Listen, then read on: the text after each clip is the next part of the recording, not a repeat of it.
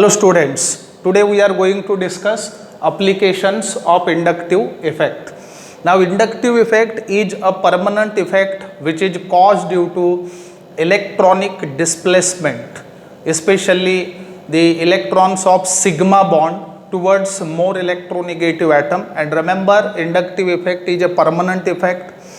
Now due to such type of effect which is caused due to electronic displacement, number of other effects can be observed and which plays vital role in the reactions and interactions. Let's discuss few applications of inductive effect.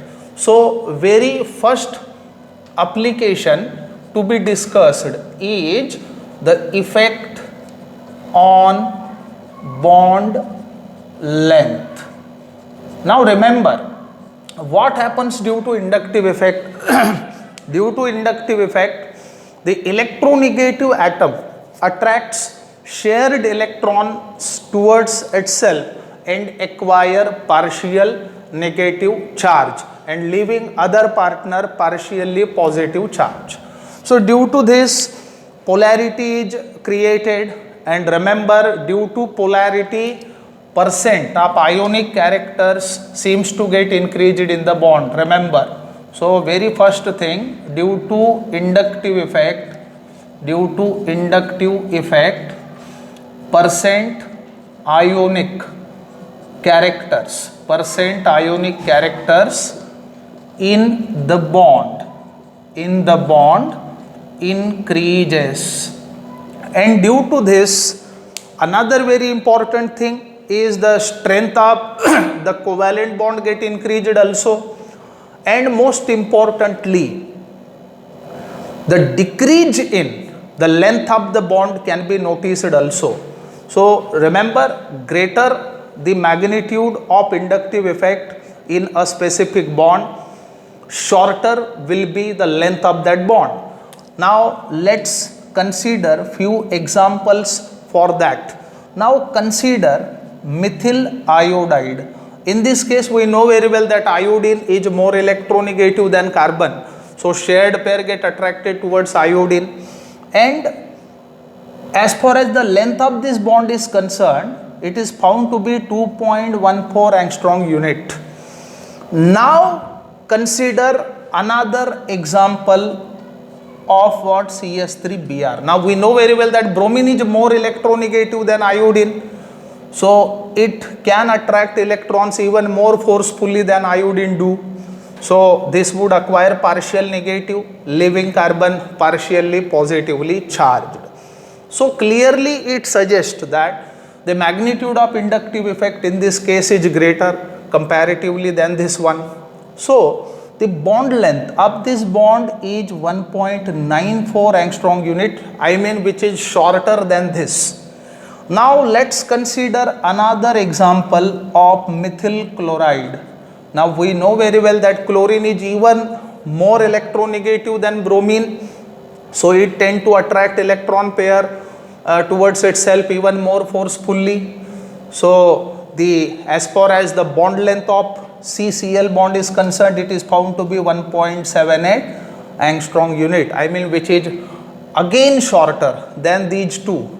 Now consider this bond, that is CH3F. We know that the fluorine is super halogen, so it tends to attract electrons more frequently. Thus this is even more polarized and inductive effect is more prominent in this case. So if at all we would measure the CF bond right here, it is found to be of 1.38 angstrom unit. So from this data, we may say that the greater the magnitude of inductive effect, least or shorter will be the bond. So in this way, inductive effect affect the bond length. Now second very important thing is the dipole moment. Now remember, due to inductive effect, a certain polarization is initiated in the bond, and due to which that molecule records a certain dipole moment. And remember, greater the difference in electronegativity, greater will be the polarization, and hence greater will be the dipole moment. So for this, let's consider example of methyl iodide again. Now we know very well that iodine is more electronegative than carbon, so this electron pair get attracted towards iodine. Now dipole moment recorded is 1.64 dB. Now when we compare this with methyl bromide, in this case bromine is more electronegative than iodine also. So from carbon, this electrons of this bond forcefully attracted by bromine than iodine does in this case. So the dipole moment whatever recorded right here is even more, that is 1.79 dB. Now consider another case, CS3Cl. So chlorine is even more electronegative than bromine and iodine, so this bond is even more polarized, thus the dipole moment in this bond is even more. So the greater the magnitude of inductive effect, greater will be the dipole moment in that bond. So third very important application which is to be discussed is about the reactivity of alkyl halides. Reactivity of what? Alkyl halides. Now we know very well that the order of reactivity of alkyl halide is 3 degree, 2 degree, 1 degree. Remember, tertiary alkyl halides are more reactive than secondary and primary. Why this order comes?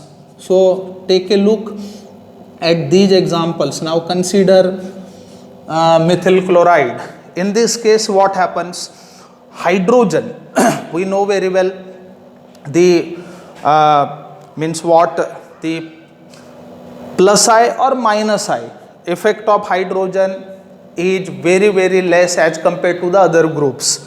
So this electron pair get attracted towards chlorine and hence polarity is induced somehow. Thus methyl chloride react, the charged reagent may attack on it. But when we compare this with tert butyl chloride, then what happens? Look, this chlorine tend to attract electron pair, but the methyl groups whatever connected to the carbon are there to nullify the charge accumulated on this carbon. So we know very well that CH3 group are plus I groups, so these tend to repel electrons towards itself, and due to which this means departure of chlorine is easily can be noticed. The resulting charged species whatever obtained is stabilized anyhow. Thus this is more reactive than this. In this way, using inductive effect, one can explain the reactivity of alkyl halides also. Now fourth very important application is the strength of carboxylic acids. Strength of carboxylic acids. Now we know very well that carboxylic acid is a resonance hybrid of two non-equivalent resonating structures which can be drawn as. So remember, this is the resonating structure. In fact, it is these two are the non-equivalent resonating structures. But when this hydrogen, now remember, when this hydrogen is lost, then the carboxylate anion is obtained, which can be given as, this is the carboxylate anion, and the carboxylate anion so obtained is resonance stabilized like this, and due to which two equivalent resonating structures can be drawn in this case. Hence carboxylic acids are acidic. Now very important point is the charge on oxygen. If on alpha carbon, electron withdrawing groups or electronegative atoms are present, then those by means of inductive effect may stabilize the anion even more. So for example, consider this case CCl3COOH. So this is trichloroacetic acid. In this case, 3 chlorine atoms are present on the alpha carbon, which may stabilize the anion even more. Thus, this is more acidic. When this is compared with the dichloroacetic acid, in this case just 2 chlorine atoms are present on alpha carbon. So, anion so obtained is less stabilized as compared to that of this case. Thus, this acid is less acidic comparatively. And when we compare with what the chloroacetic acid, in this case just 1 chlorine is present on alpha carbon. So the anion is not that much stabilized than these two cases. And lastly, the acetic acid, that is CH3COOH. So acetic acid is least acidic among the all. So the inductive effect plays vital role to explain the strength of carboxylic acids also. Another very important application, that is the acidic properties of dicarboxylic acids. Now remember, dicarboxylic acids are the organic compounds which contain 2 carboxyl groups. Now what happens in these dicarboxylic acids? Remember, oxalic acid is exceptional case. Now as far as dicarboxylic acids are concerned, one of the carboxyl group undergo ionization producing anion. Then what happens? Due to the inductive effect, the second carboxyl group resists to undergo ionization, and that is evident from the dissociation constant values. So when the first ionization takes place, then the dissociation constant whatever recorded is said to be K1. K1 for the dicarboxylic acids are higher. Then when we compare these values with K2, then remember K1 is much greater than K2. And why this happens? This is due to the inductive effect of the carboxyl group. So the acidic properties of dicarboxylic acids can be explained in terms of what? Inductive effect. Now next very important application which can be explained is enolization. Remember, in case of aldehydes and ketones or keto compounds like keto acids or keto esters, what happens? The alpha hydrogen atom, means hydrogen which is attached to the alpha carbon, and carbon adjacent to carbonyl carbon is alpha. So the alpha hydrogen atoms of keto compounds are acidic in nature. So those hydrogen atoms can be removed easily by the base. And remember, in case if electron releasing substituents are already present on alpha carbon, then rate of enolization seems to get enhanced. So this is another very important application. So let's explain by considering this example. Now consider the ketone of this type. Now this is supposed to be the ketone. Now this is alpha hydrogen which happens to be acidic, but due to presence of alkyl group which tend to repel electron towards itself, this hydrogen is readily available for the base, and hence increases the extent of enolization. Thus the extent of enolization can be estimated using inductive effect. Another very important thing is application, which is the basic nature of amines.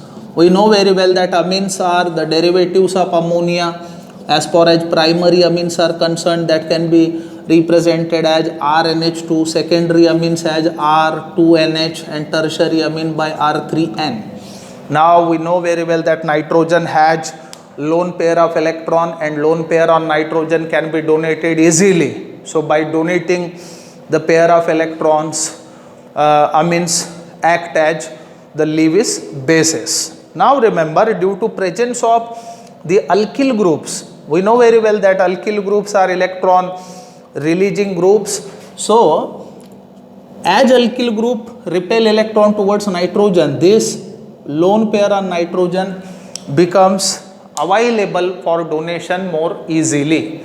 So it is expected that tertiary amines must be more basic than secondary and primary.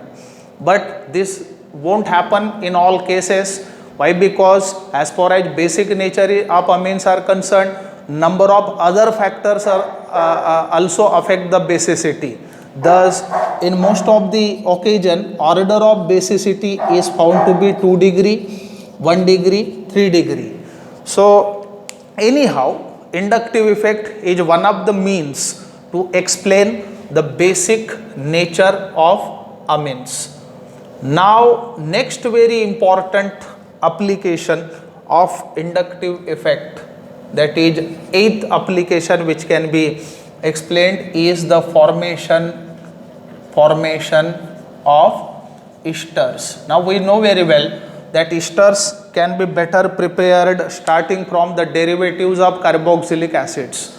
For example, consider reaction of acid chloride with alcohol. So when acid chlorides are treated with alcohols in presence of what? Pyridine, then esters are obtained. Now as far as this reaction is concerned, this chlorine is more electronegative than carbon, so electron pair is expected at carbon. So that lead, we know very well this group is already polarized, but due to this inductive effect, what happens? Nucleophilic attack of alcohol is more susceptible, and due to which the reaction proceed with extreme rate, so readily esters are obtained. So this is another application of what? Inductive effect.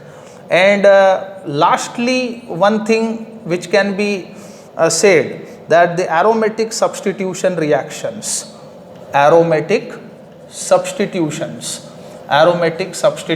no matter whether nucleophilic or electrophilic substitution. So in aromatic system, whatever substitutions take place, those are due to also the inductive effect. So very first thing to be noted is most of the reagents are charged reagents, and the molecule to get attacked by those charged reagents, certain polarity must be there inside the molecule. So inductive effect plays vital role in such type of substitution reactions also. So these are some of the applications of inductive effect. Thank you very much.